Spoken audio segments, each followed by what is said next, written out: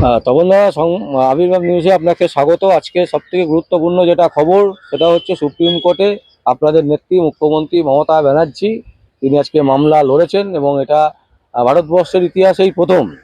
তো এই যে মমতা ব্যানার্জির যে একটা লেটেস্ট টার্ম খেললেন, এতে কি আপনারা মানে আপনাদের শক্তি বৃদ্ধি হলো? দেখুন, আমাদের বরাবরই শক্তি বৃদ্ধি আছেনি। এটা তো আমাদের নেতৃত্ব জননেত্রী মা দুর্গা রূপে, মানে মমতা ব্যানার্জি, মানে মা দুর্গার মতো নয়, মা দুর্গা যেমন দশ দুর্গা যেমন শক্তি, মানে সেই রূপে কলিযুগে মানে মমতা ব্যানার্জি হচ্ছে মানে মা দুর্গার এক, মানে তার একটা অংশ। দেখুন, আজকে সারা পৃথিবীতে এটা একটা নজিরবিহীন ঘটনা। আমরা উল্লাসে মানে আমরা মিষ্টি বিতরণ করছি। সারা পশ্চিমবাংলা যত সব মানে লিগাল সেল বা টিএমসি দলের যারা ছোট বড় মাঝারি যারা নেতা আছেন বা কর্মী আছেন তারা আনন্দিত।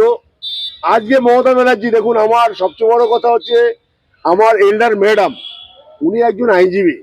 আজকে কল্যাণদা আর হচ্ছে আমার মুখ্যমন্ত্রী, মানে আমার আইনজীবী মমতা ব্যানার্জি আজকে সুপ্রিম কোর্টে তার প্রমাণ করে দিয়েছেন।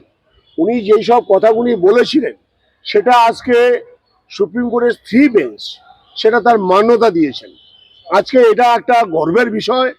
আজকে পশ্চিমবাংলার বাসী যারা আছেন, দেখুন, আজকে সব ভোটারের জন্য তো সব ভোটার তো মানে তৃণমূলকে ভোট দেন না। কেউ সিপিএমকে দেয়, কেউ কংগ্রেসকে দেয়, কেউ বিজেপিকে দেয়। উনি যেটা সোচ্চার হয়েছিলেন যারা মরা ভোটার সেইখানিকে চিহ্নিত করা হোক। আর নামে যে স্প্লেন মানে যাদের স্প্লেন ভোট আছেন, দেখুন, এখন আমার নাম বাসুদেব মণ্ডল বা হারাধন মণ্ডল। এখানে হারাধন মণ্ডল বাংলায় লেখা আছেন, সেটা হারাধন ইংরেজিতে একটু মানে এটাকে ভার্সনটা কম অন্যরকম হয়ে যায়। তো তার জন্য তাদেরকে হ্যারেস করা এক নম্বর একটা পয়েন্ট ছিল। আর 2 নম্বর কথা হচ্ছে আধার কার্ডটাকে বৈধ মানে সেটাকে করতে হবে, এবং সেই বৈধ যা আছেন সেটাকে তাদের মান্যতা দিতে হবেন।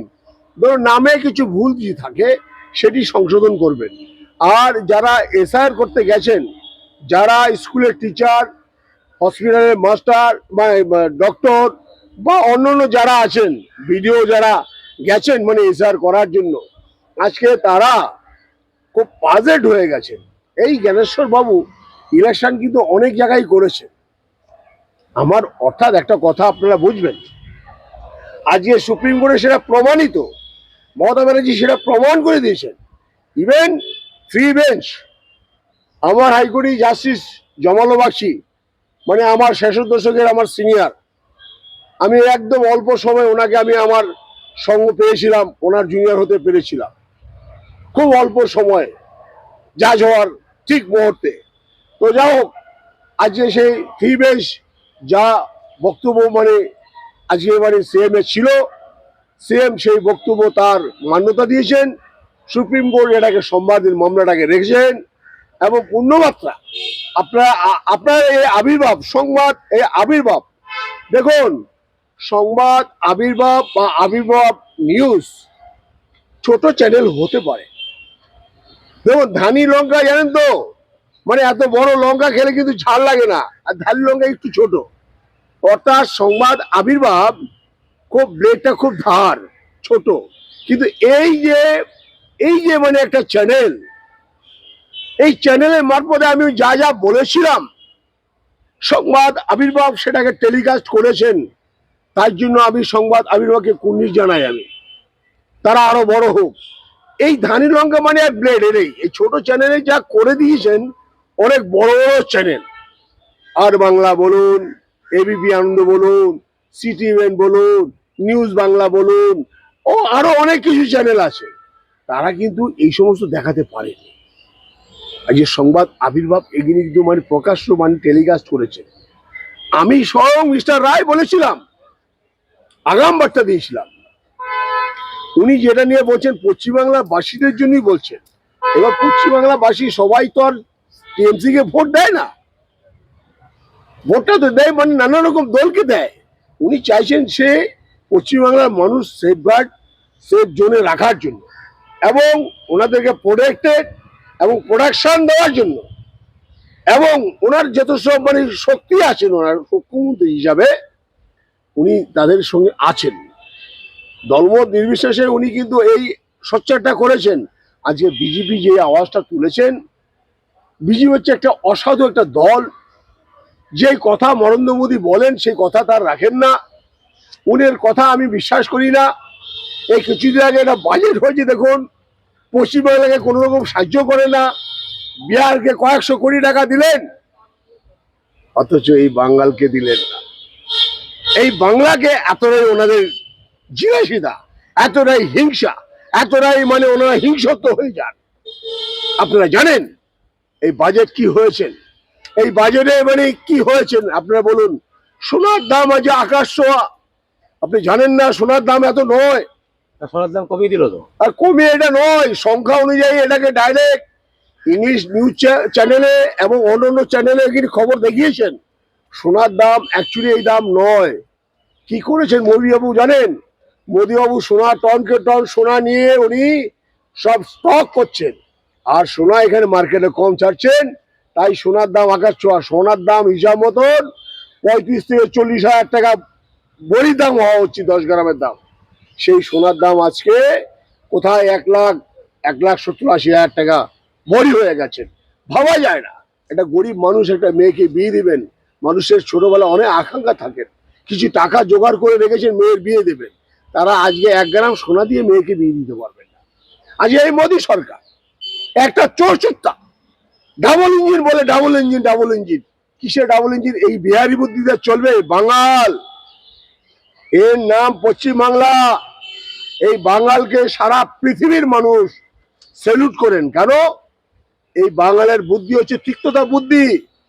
যত বড় বড় মনি ঋষি, যত বড় বড় মানি যারা ফ্রিডম ফাইটার হয়েছেন এবং বড় বড় স্টার হয়েছেন, এই বাংলার মাটির থেকে তারা তৈরি হয়েছেন।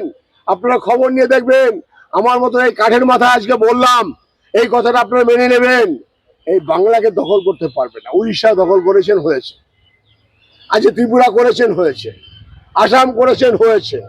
তারা বাঙাল নয়, বাঙালের সঙ্গে খেলতে আসলে বাঙালের দিকে আরো দ্বিগুণ বুদ্ধি হওয়া উচিত। আজকে শুভেন্দু অধিকারীকে এত চিলাচিলি করছেন, চোর চোর করে বলছেন। যে একজন চোর, যে একজন চোর, সে আরেক চোরকে বলছেন চোর কি চুরি করতে বলছেন। আমার দলে কিছু লোক মানে চুরি করেছেন, এটা ঘটনা, কিন্তু এখনো প্রমাণিত হয়নি, কিন্তু আমি এই অর্থে আমি স্বীকার করে নেই। এটা দেখিয়েছেন আপনারা, কিছু না কিছু হয়েছে তো বটেই। তারা মানে আজকে দল থেকে তাদেরকে স্যাক করে দিয়েছেন। আমি বলবো জ্যোতিপ্রিয় মল্লিককে মানে এই দল থেকে মানে মানে ওকে স্যাক করা উচিত, দলের কর্মী হিসেবে ওকে এক জায়গায় রাখা উচিত। মদন মিত্রকে যেমন এক জায়গায় রেখেছেন, জ্যোতিপ্রিয় মল্লিককেও করতে হবে। পার্থ চট্টোপাধ্যায়কে যেরকম করেছেন, পার্থ চট্টোপাধ্যায়কে এখন তো বিধানসভায় ঢুকতে দেওয়া হচ্ছে না ঢুকতে দিচ্ছেন। দেখুন উনি দলের কর্মী, উনি কিন্তু কোনো পদ নেই, একটাই পদ, একটাই পোস্ট, মমতা ব্যানার্জির পোস্ট। ওয়ার্কিং কমিটিতে ওনাকে ইয়ে করা হয়েছে, রেখেছেন, কিন্তু কোনো মন্ত্রিত্ব পদ নেই। ওকে আর চুরি চামারি করতে জানে তো, বুঝতে পেরেছে।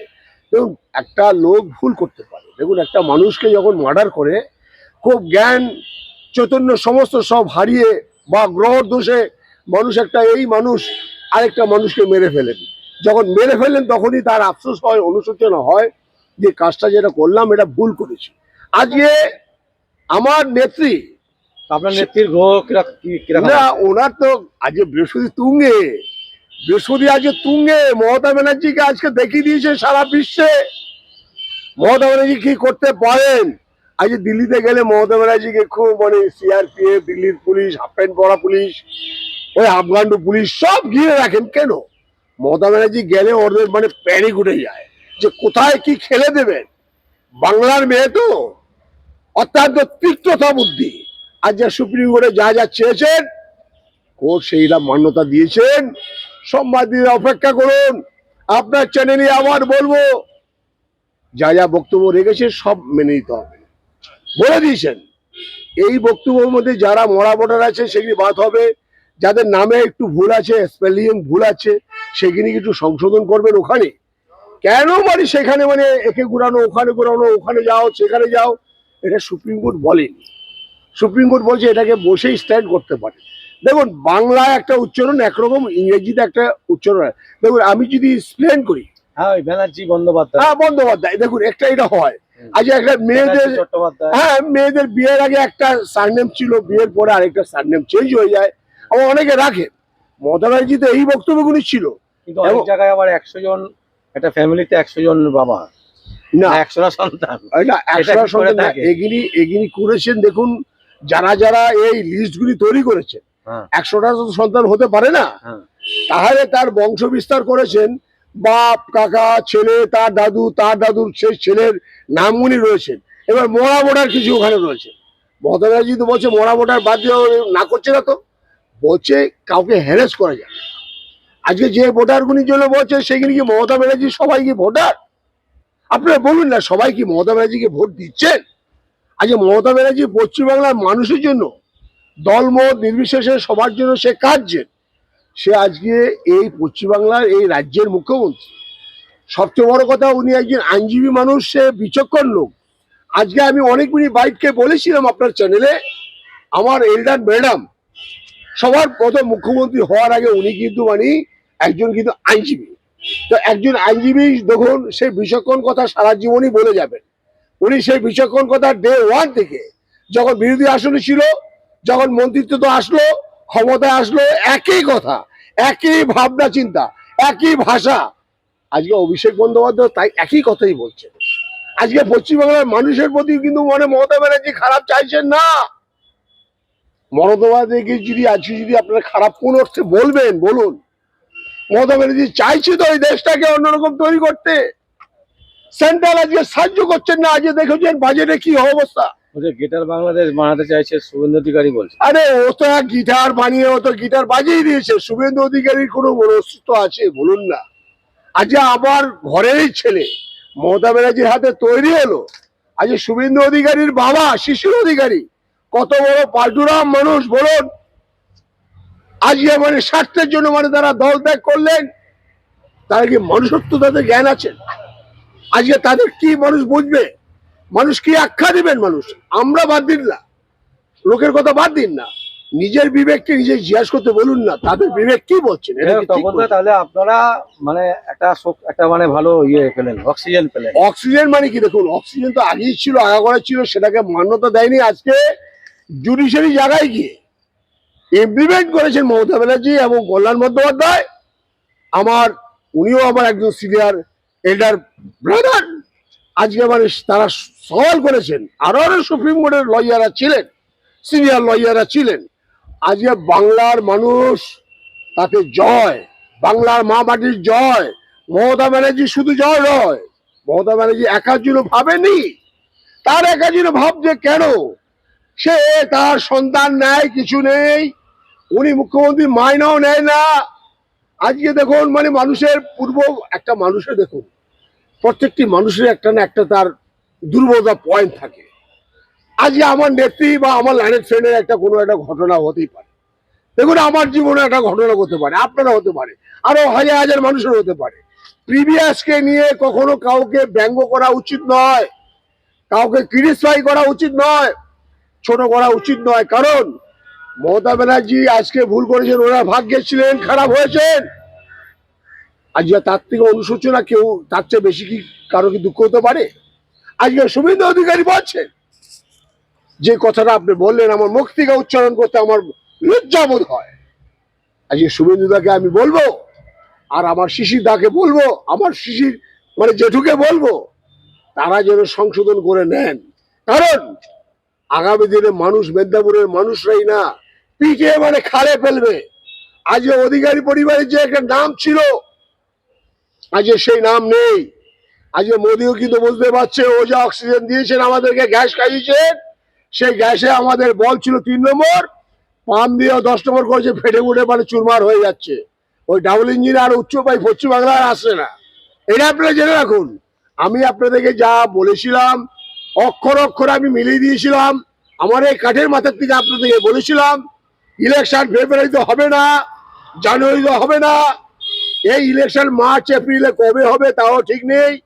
4 দিন আর সময় আছেন। হাইকোর্ট সুপ্রিম কোর্ট বলেছেন আমরা টাইমকে এক্সটেনশন করব, টাইম বাড়াবো। সোমবার দিন তার পূর্ণ শুনানি।